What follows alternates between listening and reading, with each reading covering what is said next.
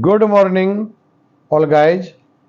आज हम आपके सामने बहुत ही इंटरेस्टिंग वीडियो लेके पेश हुए हैं। आशा करते हैं कि आप हमारी वीडियो को पसंद करेंगे और पसंद आने पर लाइक शेयर सब्सक्राइब करें। आज हमने एक कंपनी ऑलरेडी तैयार की है, एंट्री भी की हुई है। तो आप स्क्रीन पर देख सकते हैं कि बुक्स प्राइवेट लिमिटेड के नाम से हमने कंपनी तैयार की, और जो हमने थ्योरी के रूप में पढ़ा था मेमोरेंडम वाचर्स और पोस्ट डेटेड वोचर्स। तो मेमोरेंडम वोचर कैसे है, क्या है, उसको थ्योरी का हम करके उसको प्रैक्टिकल के रूप में आज आपको दिखाएंगे। तो आप देख सकते हैं गेटवे ऑफ टैली है। जब गेटवे ऑफ टैली है तो मैंने आपको थ्योरी के रूप में समझाया था कि to enter a memo vouchers go to gateway of Tally और अकाउंटिंग वोचर। तो आप स्क्रीन पर देख पा रहे हैं गेटवे ऑफ टैली। तो ये गेटवे ऑफ टैली हो गई, और इसके बाद सीधा हम अकाउंटिंग वोचर पर चले गए।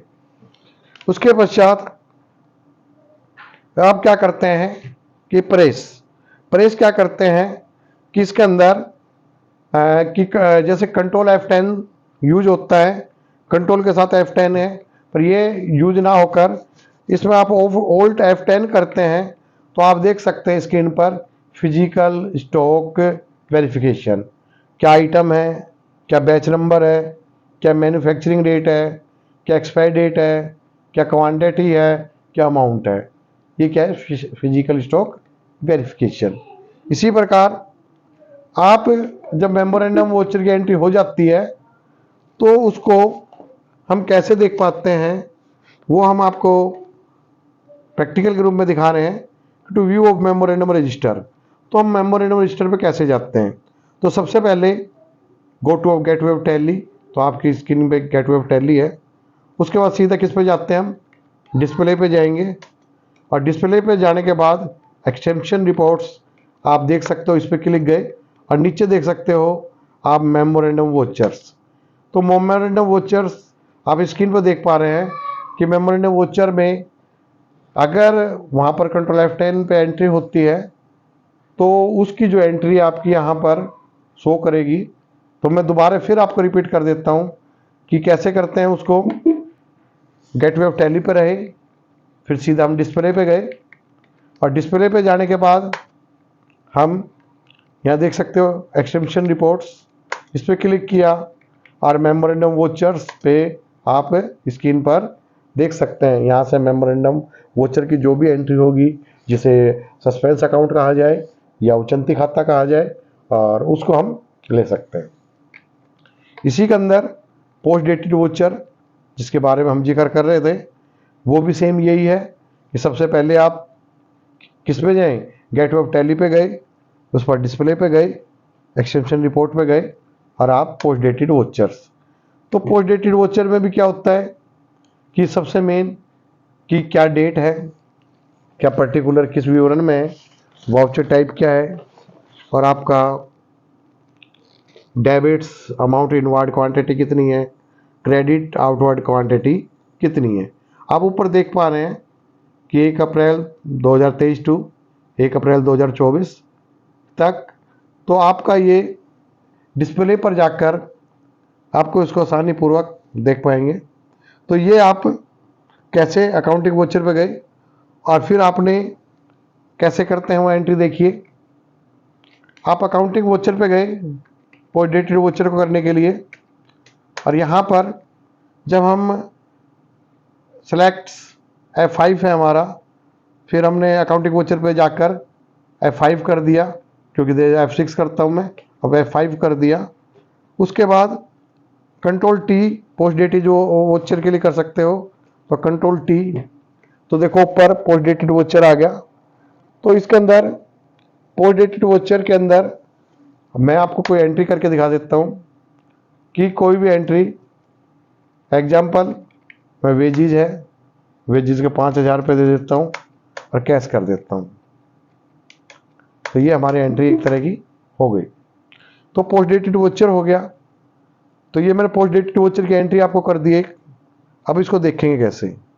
तो आप इसको सीधा डिस्प्ले पे जाएं, उसके बाद एक्सटेंशन रिपोर्ट पे जाएं और उसके बाद पोस्ट डेटेड वोचर पे जाएं। तो पोस्ट डेटेड वोचर के अंदर, क्योंकि हमने इसमें इन्वेंट्री, इनवर्ड्स क्वांटिटी, आउटवर्ड्स कोई भी क्वांटिटी नहीं ली। अगर इसमें क्वांटिटी लेते, अगर इन्वेंट्री का करके हम क्वांटिटी लेते तो आपको यहाँ पर कि आपका किस तारीख में की गई है।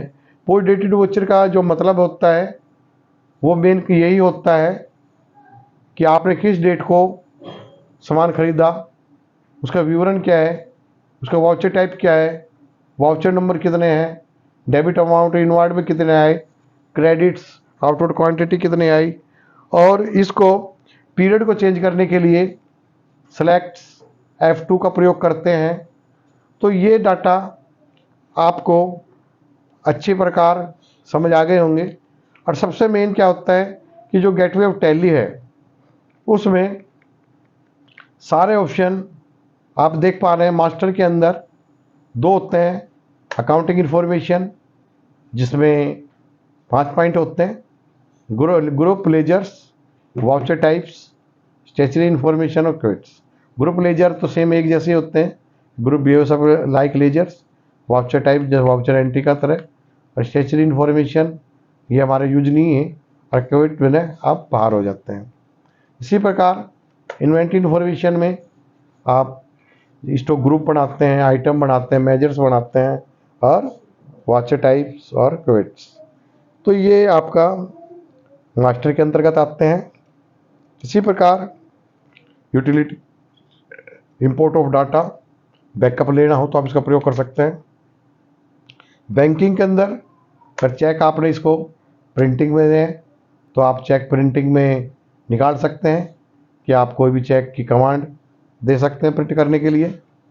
इसके बाद चेक रजिस्टर, आप इसका चेक का रजिस्टर देख सकते हैं, बैंक वाइज रजिस्टर, इसमें कितने अवेलेबल चेक है और कितने आपका अनरिकंसिलाइन है, कितना रिकंसिलाई हो गया, कितना बैंक है, कितना कैंसिल हो गया, आउट ऑफ पीरियड कितना है, टोटल ऑफ चेक कितना है। तो आप जैसे जैसे वर्क करेंगे बैंक रिकंसिलेशन स्टेटमेंट्स आप देख सकते हैं इसमें। तो इसमें बैंक रिकंसिलेशन स्टेटमेंट तैयार हो जाएगा आपका, और इस पर deposit slip, cheque deposit slip हो वो शो करेगी, और कैश है वो शो करेगी आपकी।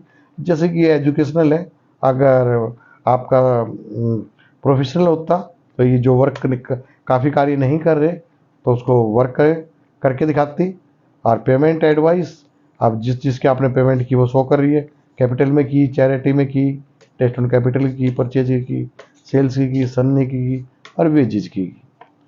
इसी प्रकार पोस्ट डेटेड समरी, तो पोस्ट डेटेड समरी इसमें कुछ नहीं है पर आपको पर्टिकुलर मंथ दिखा रहा है, अमाउंट के रिसीव्ड, काउंट, अमाउंट इशूड वगैरह।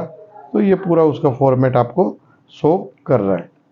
इसी प्रकार क्विट से बाहर आ जाएंगे। ये बैलेंस शीट है जिस स्थिति विवरण कहा जाता है। तो ये बैलेंस शीट आप देख सकते हो, डिटेल चेक करने के लिए ओल्ट F1, किसमें कितना आया है वो आप इस पर चेक कर सकते हैं। इसी प्रकार प्रॉफिट लॉस अकाउंट्स हैं, इसको भी आप अच्छी प्रकार देख सकते हैं। इसी प्रकार ratio and stock summary, stock, क्योंकि अगर अकाउंट्स, अगर हम इन्वेंट्री का आइटम वगैरह लेके चलते तो यहाँ पर टोटल आपको स्टॉक समरी शो करती। इसी प्रकार आप रेशो एनालिसिस, जो मैं आपको पहले ही बता चुका हूँ कि जो आइटम है आप डेबिट में देख सकते हैं, अमाउंट है, पर राइट हैंड साइड आप देख सकते हैं कि आपको परसेंटेज शो के निकाला है। तो ये क्या है आपका अनुपात, विश्लेषण, रेशो एनालिसिस है। इसी प्रकार डिस्प्ले के अंदर मैं आपको बता चुका हूँ, ट्रायल बैलेंस भी है, डे बुक, तो एक ही डेट में काम है।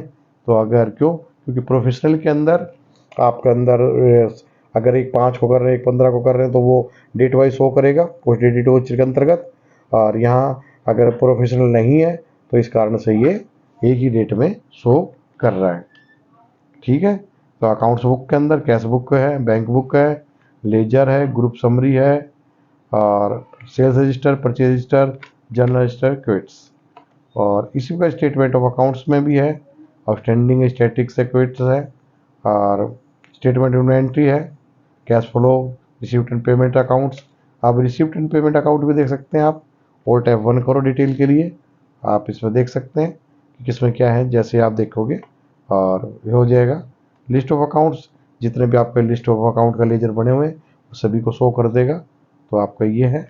और लास्ट एक्सेशन रिपोर्ट जो मैंने आपको बताया था कि इसके अंदर नेगेटिव स्टॉक कितना है, नेगेटिव लेजर कौन कौन सा है, आउटडेबल रिसीवेबल क्या है, आउटडेबल पेमेंट क्या है, मेमोरेंडम वोचर क्या है, कैंसिल वोचर क्या है और पोस्ट डेटेड वोचर क्या है, ईमेल आईडी क्या है, ट्वीट्स। तो आज आपने पूरा टैली के अंदर काफ़ी कितने ऑप्शन है उनको ध्यानपूर्वक देखा। आशा करता हूँ कि आपको हमारी वीडियो पसंद आएगी और पसंद आने पर लाइक से सब्सक्राइब करें। जय हिंद, जय भारत।